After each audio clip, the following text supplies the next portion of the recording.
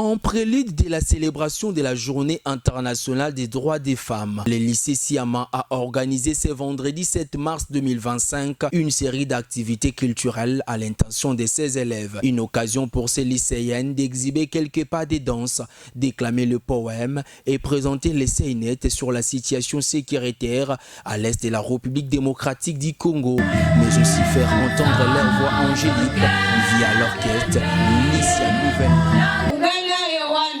Pourquoi vous attaquez la RDC? Nous l'attaquons parce qu'elle est très riche et nous sommes très pauvres.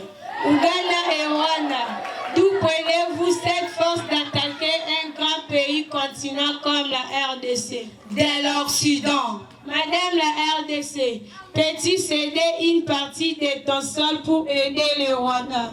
Non! La RDC ne cédera aucun centimètre de son sol. Elle restera unie et indivisible. La RDC ne cédera jamais son sol et ses villes.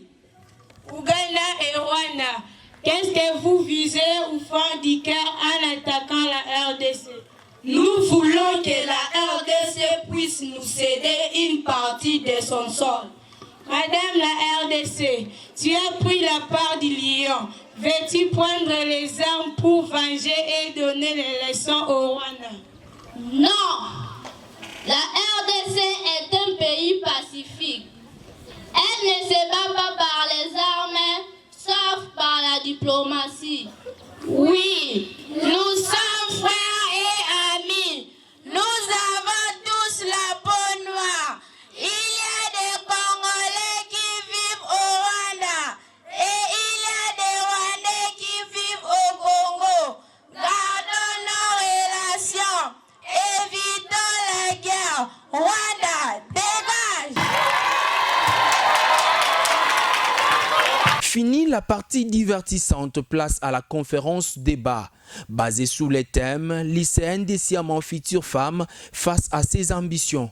Dans son exposé, l'élève Christelle Aimidiwe de la 3e Humanité Pédagogie Générale a fait savoir que si ses amis veulent devenir le futur femme capable pour défendre la société contre l'injustice, elles doivent bien étudier tout en respectant scrupuleusement le règlement d'ordre intérieur de l'école et de l'internat. L'école reste le meilleur de l'éducation du fait que nous acquérons nos connaissances qui nous aident à bien nous localiser dans la société. L'école forme l'homme complet. C'est pourquoi, si nous voulons devenir de futures femmes capables de nous défendre et défendre notre société contre les antivaleurs qui battent record dans notre pays. Le vol, la guerre, le viol, la corruption, la tricherie, la paresse, la négligence, le minimalisme, l'égoïsme et qu'en sais-je encore.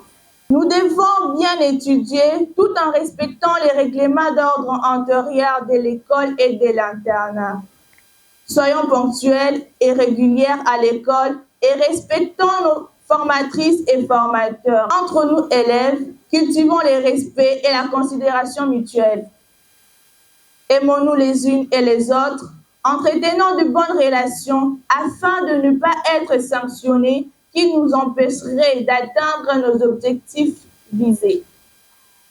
Fort de ce qui précède, la pédagogie actuelle met l'accent sur l'apprenant au centre de son apprentissage, d'où l'expression pédocentrisme. On ne vient pas à l'école par la pression des parents et les enseignants, ou simplement parce que tout le monde y va. Mais c'est d'abord pour notre bien, car on n'étudie pas pour l'école, mais pour notre vie. Pour sa part, la sœur Iguette Salanga Lula, directrice des études du lycée Siama, a souhaité une joyeuse fête du 8 mars 2025 à toutes les femmes et filles du monde entier et les a invitées à se lancer dans les études pour aller plus loin. Je vais d'abord commencer à souhaiter bonne fête à toutes les filles, à toutes les mamans, et bonne fête à nous. Et puis je vais demander aux filles, particulièrement aux jeunes, d'être ambitieuses, de viser loin, parce que l'avenir d'une nation aussi se base sur l'éducation de la fille. Et quand la fille gagne déjà sa vie, Et c'est la famille qui gagne, c'est la nation qui gagne. Que les filles soient ambitieuses, qu'elles se lancent dans les études et pour aller plus loin. Signalons cependant que pour ce 8 mars 2025, l'ONU-Femmes a choisi de sensibiliser autour du thème pour toutes les femmes et les filles, droit, égalité et autonomisation.